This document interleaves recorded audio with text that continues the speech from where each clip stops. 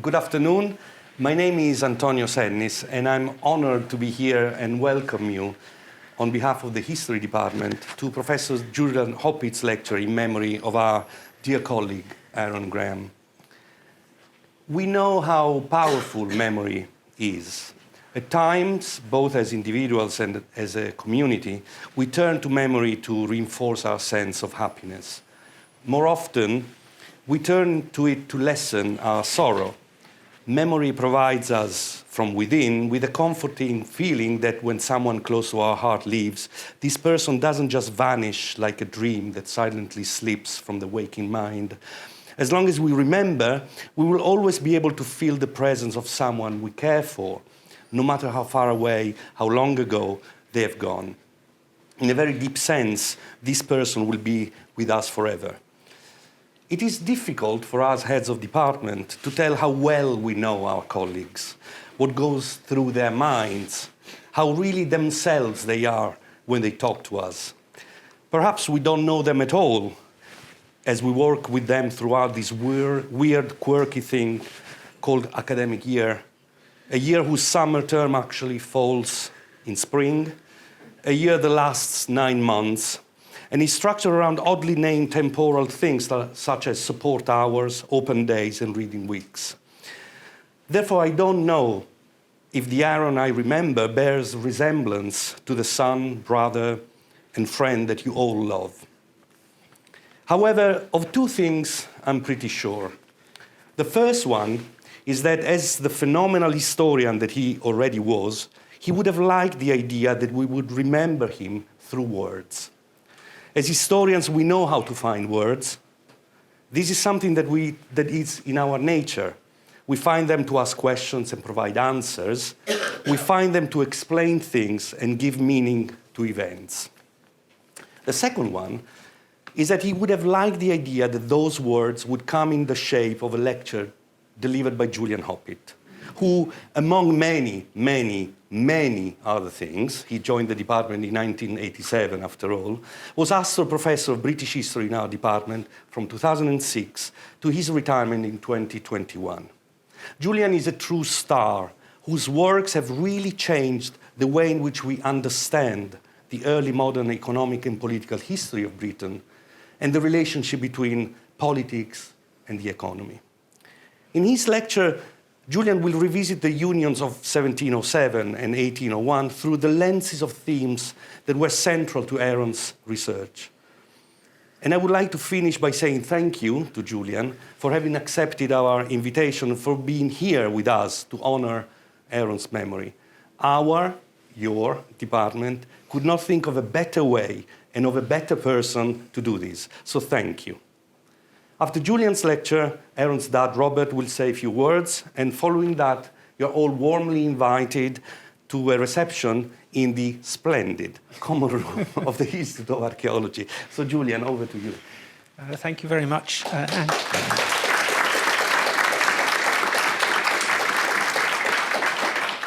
Thank you very much, Antonio, for that introduction. Rather more eloquent, I think, you'll discover than my lecture. My eyesight's at a slightly irritating phase of deterioration, so I'm going to try and read it without my glasses on, because then I can see you a bit better, but we'll see how it goes. Aaron Graham was one of the outstanding historians of his generation, and it is as such that I'm speaking today. His character was at one with his history, generous and thoughtful. He was a natural teacher, and not only to his students. Politeness was his watchword. His soft, measured voice may have been easy on the ear, but through formidable learning, he had a well-tempered cutting edge. A wry smile met many weakly supported arguments. He was so considerate that when he did voice concerns, he routinely sought to improve rather than merely to correct. Being constructive was Aaron's natural scholarly disposition, and boy, did he build. Always moving into new areas, chronologically, thematically, and geographically. At heart, however, he was a historian of political economy, understood as Adam Smith defined it in 1776, as the efforts of legislators and statesmen to enhance economic life amidst the challenges posed by market forces and vested interests. Smith, it should be remembered, was a moral philosopher. For him, an economist was someone who practiced frugality. And like Smith, Arendt looked at matters holistically, well understanding the importance of the hopes, fears and mores that frame all human endeavour. His history was never about abstractions and never only about the politics of markets and resource allocation. Initially, Arendt's research concentrated upon the complicated matter of how money raised in Britain was sent to Europe to pay for its war efforts in the early 18th century. This issue of financial flows and of the relationship between high politics and high finance remained central to his concerns, but in ever-widening geographical frames and enriched by further themes. He became a historian of political economy of the British Empire, especially in the period from about 1700 to the middle of the 19th century. There were several strands to this developing interest, but an important aspect was how Britain's empire did and did not cohere, including the extent to which its widely spread parts mimicked institutional arrangements at home. His second book, published in 2021, looked carefully into schemes afoot in the middle of the 18th century for monetary union among Britain's 13 colonies in North America. And it's on that theme of union that I'm obviously going to talk today. Here I not only echo some of Arendt's concerns and interests, but depend upon him. He gave me a transcription of some documents he unearthed in the National Archives of Scotland and commented on an earlier iteration of the Scottish part of what I have to say. The Union of 1707 created a Britain-wide state, which was then expanded to include Ireland in 1801, involving respectively the dissolution of the parliaments at Edinburgh and Dublin. The two unions were therefore both constructive and destructive, and as such controversial in their creation and operation. While disunion and devolution have reduced and weakened the relevance of what happened at those two dates, they remain in fact highly consequential, as the debate over the different implications of Brexit for the UK's four nations has made clear. Naturally, historians and political scientists have explored these unions, focusing particularly on questions around the politics of their passage, resistance to them, sovereignty, national identity, and empire building. It's interesting or notable that they've been much more fully considered by historians of Scotland and Ireland than of England and Wales, more commonly within a national framework than that of the so-called New British History, now decades old in fact, which seeks to treat the parts of the United Kingdom as interrelated and interdependent, as multinational, as well as polycentric in certain regards.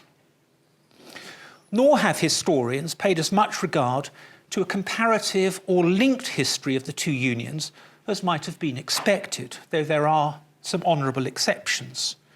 Stress has been laid upon the common conditions at the time of the unions, especially strategic considerations during major wars, and the common terms agreed, much less upon the connections between them and their differences.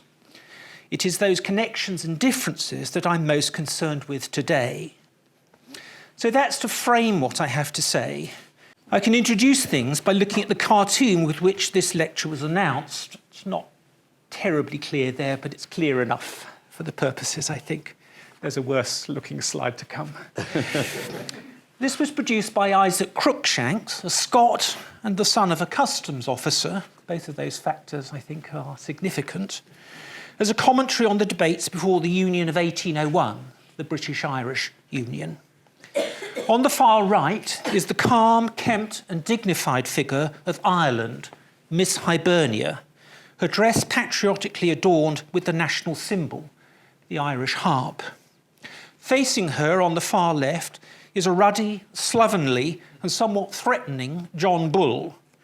Between these contrasting figures, are John Bull's 9 children, each representing a different tax. You perhaps can, says Walter window tax, for example.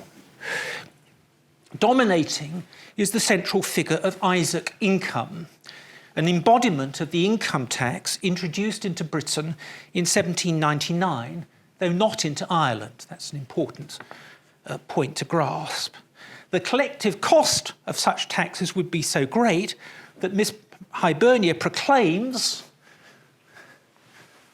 up there, the incompatibility of the proposed union of Britain and Ireland. To her, Ireland's society was too poor to be burdened by the awful fertility of Britain's tax regime. Such differences precluded, she said, a happy marriage between the two islands' states. So this lecture focuses upon the issues of the unions considered fiscally, particularly of how Scotland's experience of being taxed under the terms of the Union of 1707 affected some of the key clauses of the 1801 Union that proved unworkable within a generation. If nothing else, I hope to make clear that fiscally the two unions were significantly different, in the process showing some of the difficulties of balancing competing claims for uniformity and diversity inherent to any state's enlargement, which ultimately is what the two unions were about.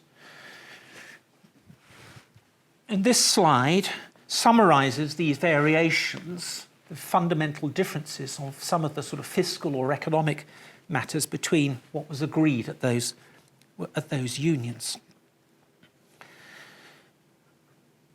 In exploring these differences, at heart I consider the strains between equality and equity as guiding principles in state formation. Most crudely, that taxing all equally can be unfair because where people live significantly affects their ability and willingness to pay. I'm concerned, therefore, with state formation in Britain and Ireland, seeing public finances, taxation especially, as a central dynamic both to pivotal constitutional moments and to the daily operation of the UK as a composite state. Quite apart from Benjamin Franklin's famous quip about death and taxes, taxes actively express sovereignty, reciprocally denoting membership of the state. When we pay our taxes, we're showing, we're showing in some sense a willingness to be a member of the state.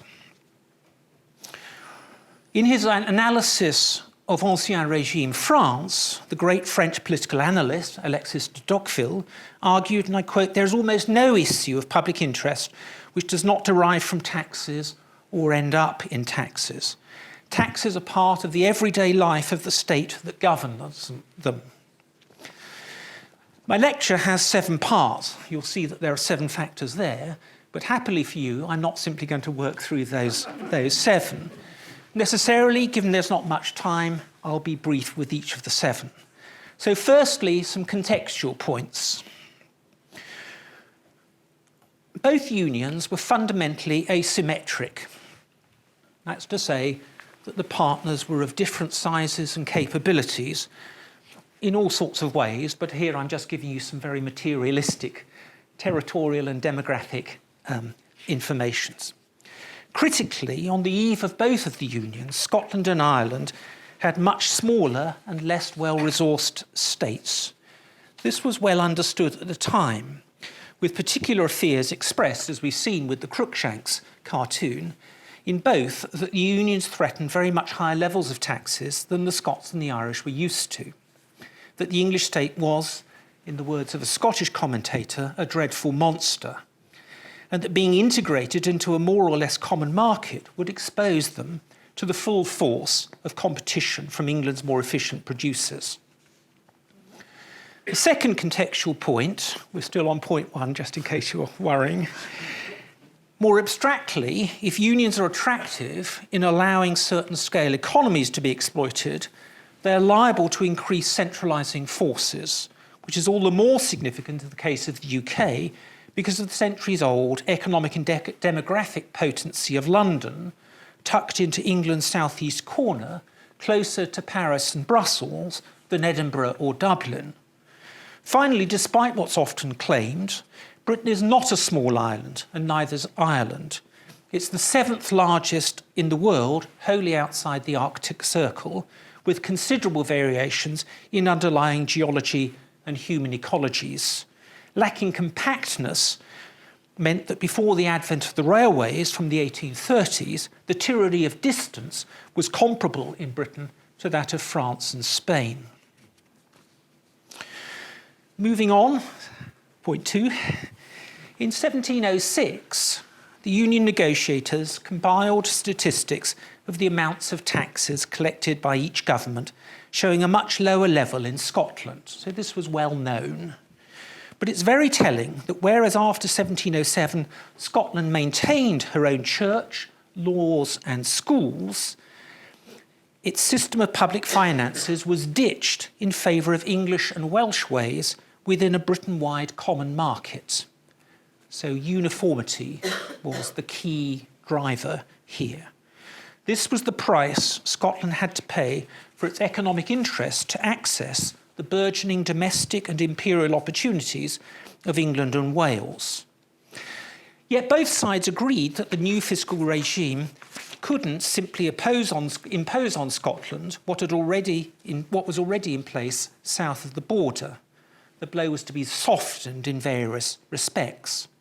It was recognised implicitly that Scotland's weaker economy meant that full fiscal convergence would have to wait until sort of transitional arrangements had worked through. Though notably, future taxes were to be raised, and to quote from the text of the Union, by paying due regard to the circumstances and abilities of every part of the United Kingdom. That seemed to allow that distinctive Scottish circumstances would be taken account of. That wasn't the case with the land tax, the only significant progressive tax at the time, where Scotland was pegged at a very low ratio relative to that in England and Wales. And finally, under the terms of the Union relevant for my interest, Scotland was to be compensated by the so-called equivalent for, among other things, taxes collected there to repay the pre-Union national debts of England and Wales. Okay, they still had to be paid, and it was a complicated matter. And this, as I said, was the so-called equivalent, and there was another element of it called the rising equivalent, the details of which are impossible to understand. I'm not getting out of that, as it were, duty. They didn't understand at the time. They became unworkable and were ditched, in fact, a point I'll, in fact, be making. Two essential features of these arrangements were that, unlike Ireland in 1801, Scotland was neither required to provide a particular share of the Union state's revenue, nor to maintain a separate exchequer. The uncertainty this produced about how much revenue Scotland should send to London was compounded by the tension between the fundamental principles of equality and equity in the treaty. On the one hand, there was to be a common market and common taxes across the whole island, the principle of equality. On the other, this was to be mitigated by respecting territorial variety and paying compensation, the principle of equity. But aside from the equivalent, the rising element of which proved within a decade to be unworkable, the treaty made no provision as to how the balance between these was to be struck in practice. That was to be decided by brute politics within an unequal union. For example, the Scots got 45 MPs as against 513 for England and Wales, so they didn't have a chance. Historians have stressed here the subjugation of Scottish to English practices and interests, with it frequently claimed that the Union increased rates of duties in Scotland fivefold. So there's this picture in the literature that there's a great hike. So turning to the third part of my lecture, what in fact was the situation in Scotland after 1707? Helped by the transcription of documents that Aaron provided me with, it's very clear that the immediate impact of the Union on the amounts of taxation collected in Scotland was minimal. There was no fivefold increase. But that's not to say that the new tax regime wasn't novel, disruptive, unwelcome and challenging in Scotland. The contracting out of revenue collection there was ended to be replaced by state-appointed revenue officers, including senior managers from London. Duties on trade with England were abolished. The collection of duties on trade with Asia was moved to London, and complex new regulations were introduced. What happened through the rest of the 18th century is neatly summarised by looking at the amounts of customs and excise collected, for which happily they're a good record, in fact rather better than for England and Wales. The graph shows very clearly only very slow change before the rapid growth of revenues from the era of the American Revolution. The Declaration of Independence was 1776.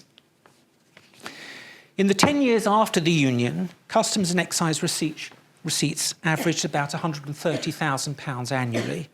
By the 1790s, the figure was 680,000, and when you take inflation into account and population growth, that's a trebling in real per capita terms. So there was a big increase, but it comes late. So how does this picture compare to other nations? This is my most complicated slide, and I sort of apologise for it. But I don't apologise so much that I didn't think I should show it to you. What you need to get your head around is that these are expressions of relating to an average for Britain. Okay, so you can see that the average in England is well above. You need to bear in mind, obviously, the population size that I talked about earlier. All you need to see is that there's a big difference between this column and these columns. It's really quite big, and it's really quite sustained. I'm sorry, it's tiresome detail, but it shows I've done a bit of work. Moreover, I think I've got a slide for this. Yeah.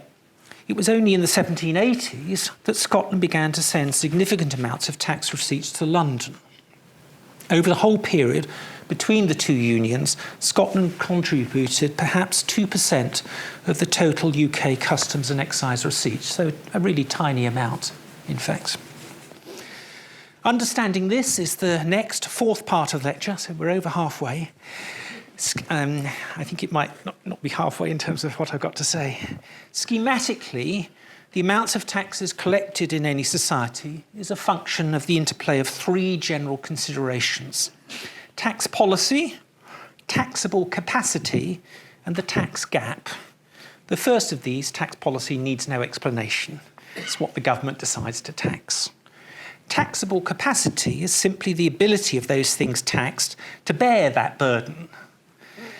And the tax gap is the difference between what should have been collected and what actually was, itself a function of tax morale, the willingness to pay up, and the efficiency of the administration of tax collection. As I've said, the general principles governing tax policy were set out confusingly in 1707. Thereafter, the policy pursued was broadly one of uniformity, while paying some attention to questions of equity. So the lower land tax in Scotland was continued, presumably as a sop to the large landowners there, but key taxes on malt and salt in Scotland came to be levied at lower rates there.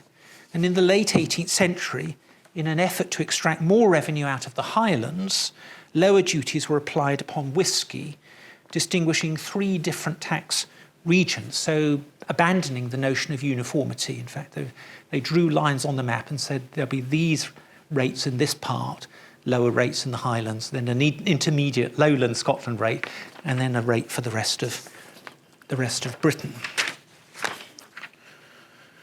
However, taxing whisky non-uniformly didn't raise much money and had the effect of encouraging internal smuggling in Britain, not very surprisingly. All of which is to say that the uniformity of taxation aspired to in 1707 was to some extent, but certainly not completely, realised over the following decades. There was some realism among policymakers in London as to what was achievable, but in the process creating quite a mess. Assessing Scotland's taxable capacity relative to its partners can only be done indirectly, as GDP figures for the period are unreliable for Britain and in any case don't disaggregate Britain into its component nations. However, Scotland's share of Britain's population fell from about 17 to 15% over the century, which was still greater than economic indicators of overseas trade and industrial output, where we have some reasonable figures. These suggest that by 1800, Scotland's economy was perhaps a little under 3/4 as productive as that of England and Wales, though the growth of Glasgow and Edinburgh meant that it was now more or less as urbanised as England. Central governments find it much easier to collect taxes in towns than countryside. But as we have seen, much less revenue was collected in Scotland than the productivity or urbanisation of its economy suggests. Unsurprisingly, when historians have turned to consider Scotland's place within the fiscal union, they've concentrated heavily upon questions of tax morale, particularly early controversies over the malt tax, which led in 1725 to riots in Glasgow and other towns, as well as the Porteous riot of 1736 in Edinburgh, arising from the execution of 2 smugglers there. In a similar vein, Scottish Jacobites, supporters of the original line of the House of Stuart, supplanted at the Glorious Revolution of 1688, rejected the legitimacy of the new tax state, and there certainly were some revenue officers who joined the Jacobite risings of 1715 and 45. More widely, through the work of Christopher Whately, we know that there was considerable popular hostility to the new tax state for 2 or 3 decades after 1707. All of this has been linked to the alleged ubiquity of smuggling in Scotland, especially in avoiding import duties and duties at home on whisky. Perhaps tax morale was weaker in Scotland, but it was certainly true that collecting taxes there was, well, more taxing. Costs to do so rose in the first 3 decades of the Union, and then plateaued before falling off on trend after 1760. There are obvious enough reasons for that, to do with low population densities in much of Scotland. How these types of development were recognised and understood at the time provides an important context for understanding some of the key fiscal terms of the 1801 Union. Put most simply, the presumption among leading ministers and many in Parliament was from a very early date that Scottish taxpayers were failing to contribute their fair share to the Union's coffers. A few years after the Union, reports were sent to the leading minister, Robert Harley, setting out how costly establishing the new fiscal regime in Scotland had proved to be, the ways in which Scottish businesses indulged in tax avoidance, and the general reluctance there to pay taxes. So it was a pretty damning report that he got. Attempts to prosecute revenue evasions and frauds failed in the face of a lack of active JPs in Scotland, justices in Scotland, and hostile local juries. Such views or variants of them were periodically revived in the 18th century. 2 will serve as illustration. In 1752, Lord Chancellor Hardwicke, the key architect of the anti-Jacobite legislation passed after the rebellion of 1745, complained of, and I quote, the insufficient manner in which the taxes had been collected in that northern quarter of the kingdom. Some method should be taken to make Scotland pay her taxes, but could any ministry ever hit upon that method? As some of the figures I have showed earlier implied, especially after the 1780s, ministers did change various policies which had the effect of raising more money. But even so, amounts could still appear to be very low to some. In 1790, this is the second of my examples, one MP rose in the House of Commons and complained, and I quote, he rose chiefly to speak to a report which had been laid, which contained the most extraordinary entries he'd ever read. His surprise was excited by observing the small returns of excise duties in Scotland. He had always understood that in England the excise was the best collected system of taxation in the country, and in Scotland, from what he had read in the paper, he feared that it was the worst. Having cited some statistics, he then protested against what he saw as neglect in Scotland's excise service, including failing to produce any revenue on many items. Importantly, that MP's views didn't go uncontested.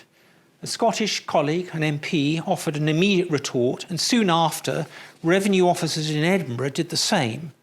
While in the same year, Andrew Hamilton, the Scottish Excise Commissioner, vigorously criticised the dominant system of, as he put it, overtaxing. That was his phrase, a phrase which became much employed in the 19th century.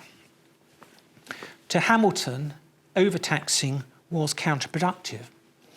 Here he was echoing Jonathan Swift's observation from Ireland in 1728 that, and I quote, "in the business of collecting customs duties, 2 and 2 never made more than 1, which happens," a very characteristic Swiftian way of putting things, which happens by lessening the importation, and the strong temptation to smuggling such goods as paid high duties. That's to say, he said, when duties go up, there's the danger that the amount taxed will actually go down. That's in effect what economists since 1974 have referred to as the Laffer curve. Raising taxes beyond a certain point reduces amounts collected by discouraging taxable activity or making the risks of smuggling and fraud worth taking. It was, very importantly, also pointed out that where taxes were paid wasn't necessarily where they were finally borne. For example, all duties on tea imports, a monopoly of the London-based East India Company, were collected there, even though, of course, tea was consumed right across Britain, and indeed with relish in Scotland. In fact, the exchanges in the 1790s can be seen as part of a growing critique within Scotland of some of the key terms of the Union's fiscal basis. The best-known thread was the free trade ideas earlier developed by the philosopher David Hume and his friend and admirer Adam Smith. In particular, a large part of Smith's Wealth of Nations, published in 1776, was given over to analysing critically the current basis of the fiscal state on both the income and expenditure side. He set out clear principles for a simplified tax code. We know that Smith's thinking had an impact on a number of leading ministers of the period, while he was also a highly active Customs Commissioner in Scotland for the last 12 years of his life. He died in 1790. That bit of his career is almost always passed over very briefly. A number of practical features of the fiscal state also came to be contested by opinion within Scotland, including the infant chambers of commerce in Glasgow and Edinburgh. These sought positively to influence policy makers and administrators in London, focusing on regulations that they thought were unfair to Scottish circumstances. So they're pushing the equity line, not the uniformity or equality line. And finally, policymakers in London also positively elicited better information and ideas about Scotland. These included Treasury and parliamentary investigations, including a report by James Anderson, an Aberdonian, my mother's from Aberdeen, I felt I had to mention it, who pointed out why poor and thinly populated districts, like the Highlands and Islands, felt taxes especially heavily and were unlikely ever to produce much revenue.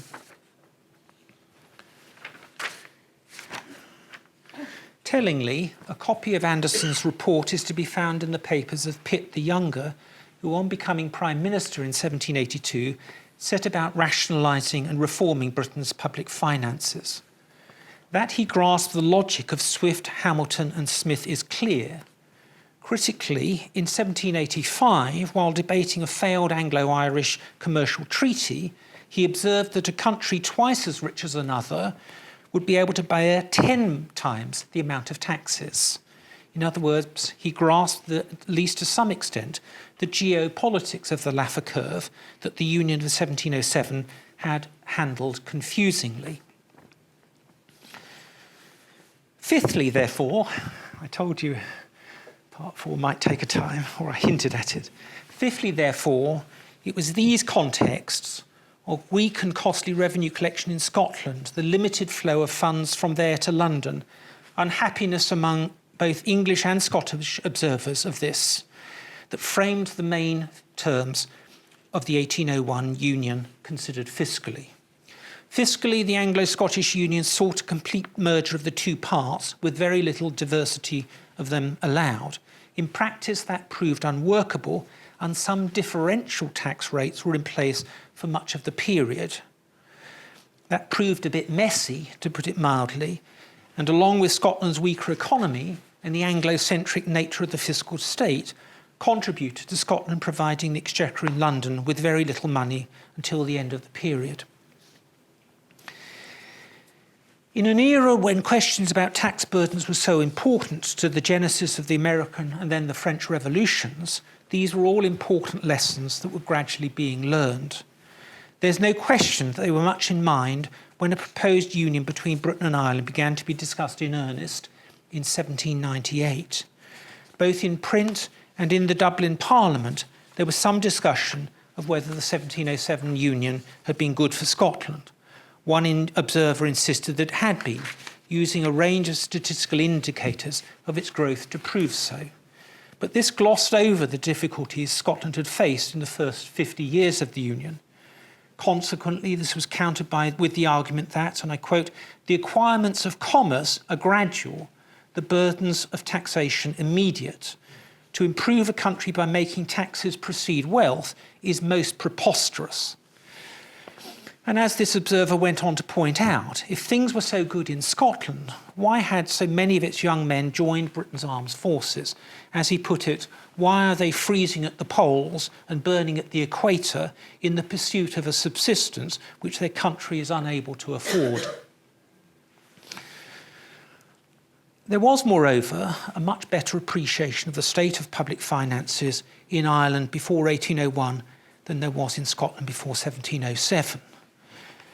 I won't go into the detail of this. This is this other almost invisible slide which I showed you. But this is produced in Ireland. It's a novel use. I mean, graphs had only really started to be used a few years before this. This comes from can't remember the date now, 1799 perhaps. And it shows Irish public finances since 1690, in fact. And that's just an example that they had available to them much more detailed information than was the case for Scotland in 1707.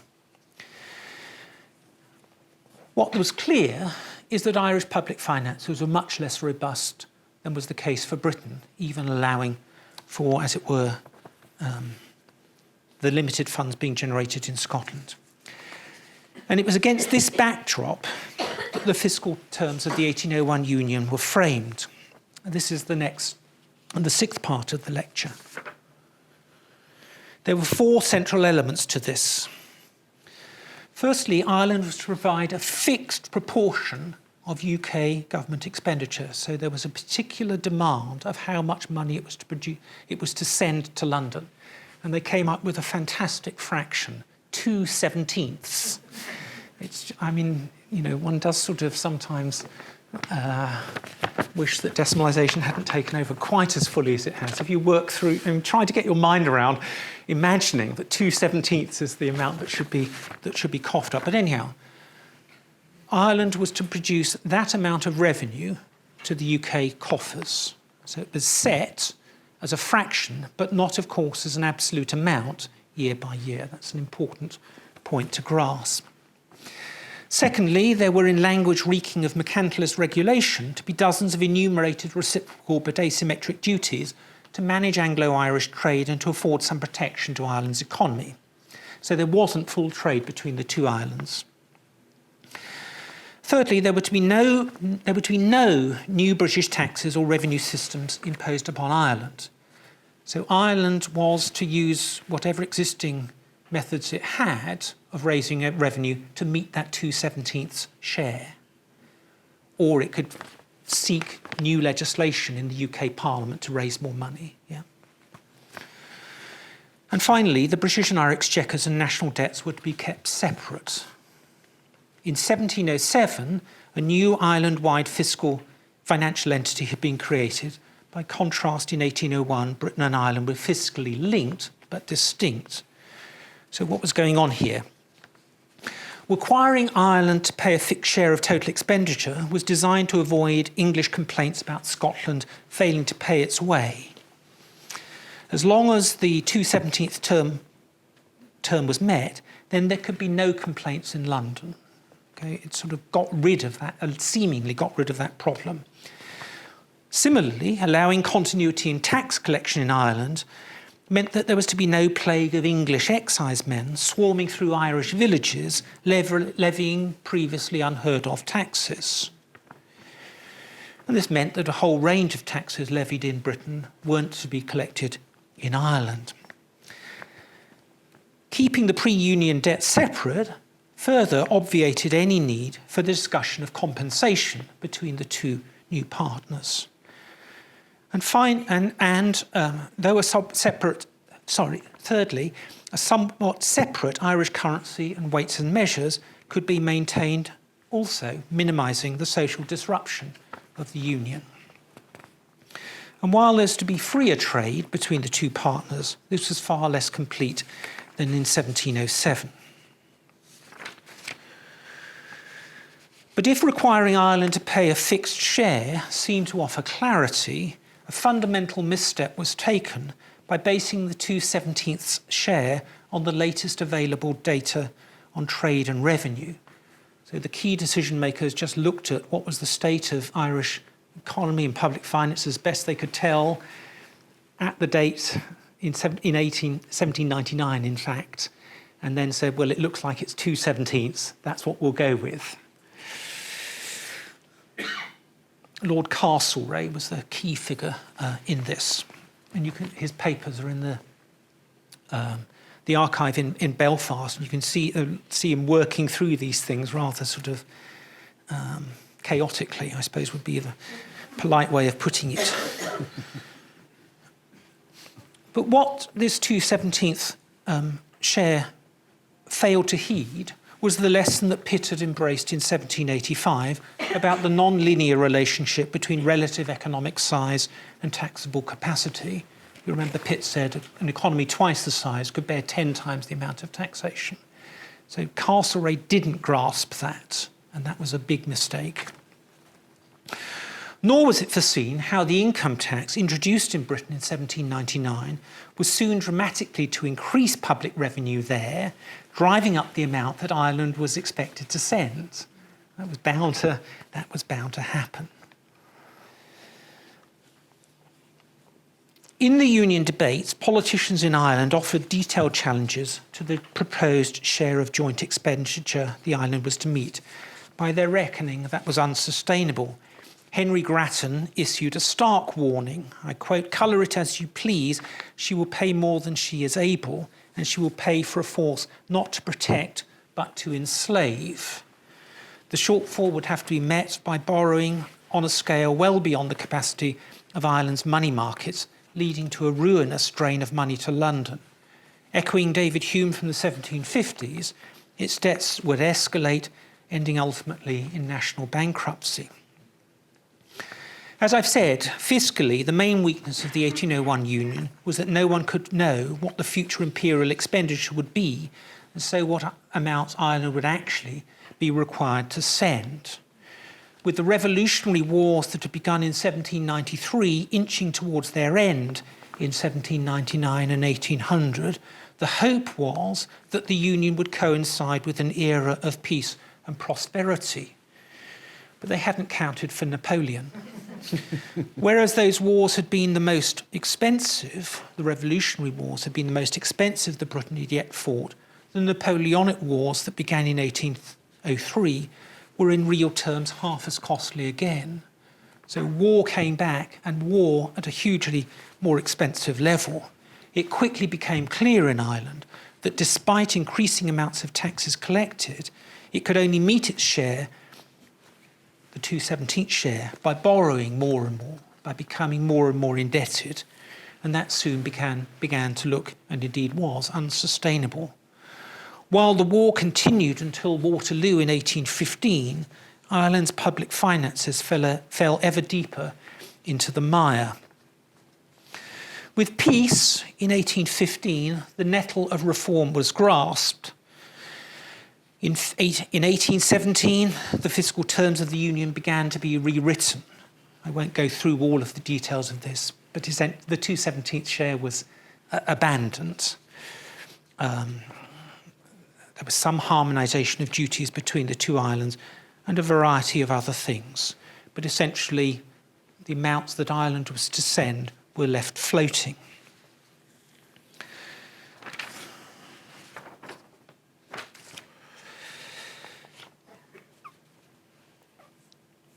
Each of these alterations bore witness to the inadequacies of the terms of the 1801 Union, terms that had sought to avoid some of the fiscal difficulties with Anglo-Scottish relations inherent to the Compact of 1707. I could end the substance of my lecture here, but it's interesting to note what happened to taxation in Ireland after 1817. I can be quite brief here, but it is, I think, worth looking at it. So this is Ireland's population in millions, but also gross taxes in millions of pounds sterling. Ireland obviously is affected profoundly, the population of Ireland is affected profoundly by the famine, both through deaths and emigration, as you can see on the blue line.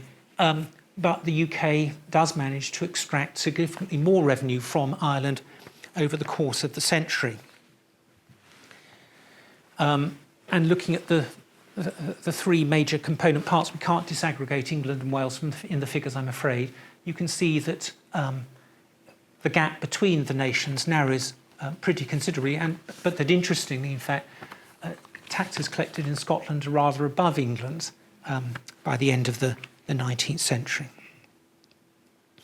The problem was that Ireland could only be taxed by introducing greater uniformity, could only be taxed to a greater extent by more uniformity of practice in Britain, and that's essentially what happened in the 19th century. The income tax was introduced there. Duties upon spirits, a key element of revenue, were equalised. Gladstone, Prime Minister Gladstone, Chancellor of the Exchequer Gladstone, was a key figure in all of this.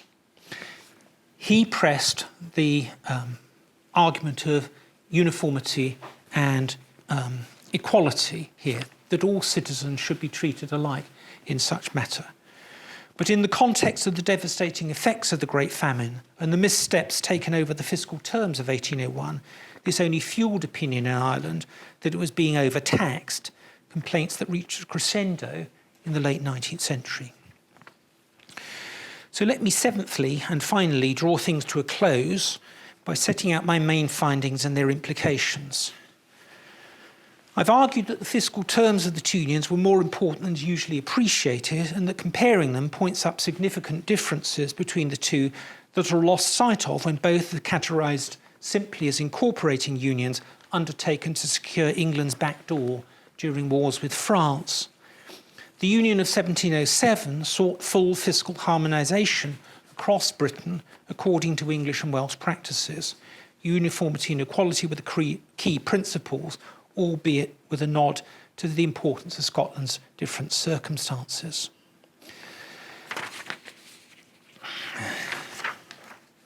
Critically, there was no explicit expectation of how much taxation was expected to be collected in Scotland, just that it would be collected pretty similarly north and south of the border. By contrast, in the Union of 1801, the emphasis upon generating a reasonably predictable contribution from Ireland to the imperial exchequer, a sort of fiscal federalism, in fact. An interesting aspect of all of this is why Britain's never been comfortable with the idea of federalism. How that money was to be raised in Ireland was left open, with no requirement that British tax policies and practices be followed. Ireland, unlike Scotland earlier, kept its earlier taxes, debt, exchequer and so on. Harmonisation might come in due course, but it wasn't a core objective. So there was really very profound differences between the two, I think. These reflect, I think, two main things leading in the discussions leading to 1801. Firstly, that at Westminster and Whitehall there was considerable unease about how little taxation Scotland was sending to London in the context of a growing desire to end the confusing system. or around customs duties in particular. It helped that the best critique of that system came from a Scotsman, Adam Smith. Secondly, that a mismatch between the economies of Ireland and Britain in 1801 was even greater than that between the two sides in 1707. Fiscally, 1801 sought to be less intrusive into Irish life, but by getting the share of expenditure to be provided so wrong, it had almost the opposite effect, so unintended consequences. In the face of many warnings in Ireland at the time, and by not attending sufficiently to the fact that the optimal tax rate in Ireland was likely to be much lower than in Britain, a great error was made.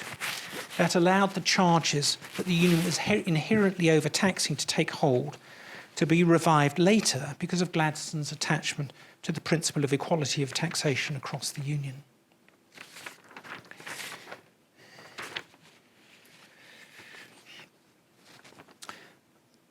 By emphasising the struggle between equality and equity as integral to the Union state, I've shown a way in which the workings of the UK can be understood more holistically than is usual, providing more analytical space for its failures as well as its successes. I've tried to show the value of exploring how those principles played out politically when the varied circumstances across the Union are taken account of. I've had to leave many factors within the unions to one side, and I'm not arguing that those that I've focused upon were the only ones. But I hope I've shown that de Tocqueville surely had a point. Many things do start and end with taxes. As I've said, by way of conclusion, Aaron contributed tellingly to how I've handled this topic.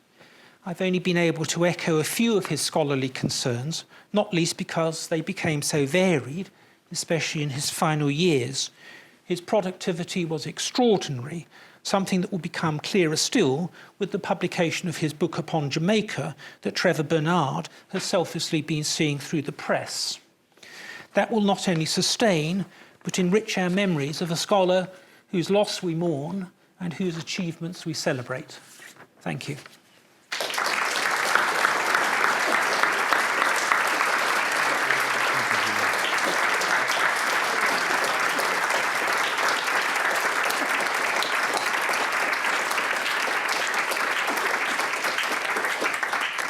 Thank you, Julian. Thank you for this wonderful, wonderful lecture. Robert, would you like to say something? Good afternoon, everyone. As Antonio has said, I'm Robert. I'm Aaron's father, and I'm speaking today on behalf of my wife, Sharon, Aaron's brother, Josh, and his wife, Emma. And I'd like to start by thanking Julian for his interesting and thought-provoking lecture.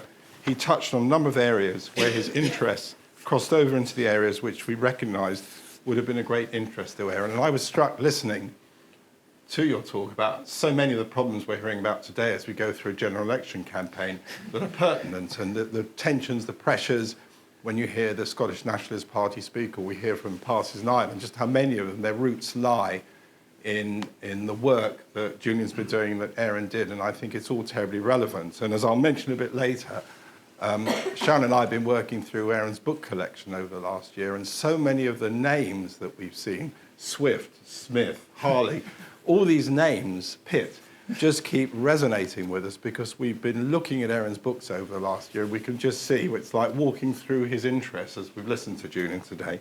So that's been greatly appreciated. Aaron and the family all owe Julian a great debt. Not just for generously giving his time today, but for his supervision of Aaron's Leverhulme Early Career Fellowship, which he undertook at UCL for 3 years between 2016 and 2019.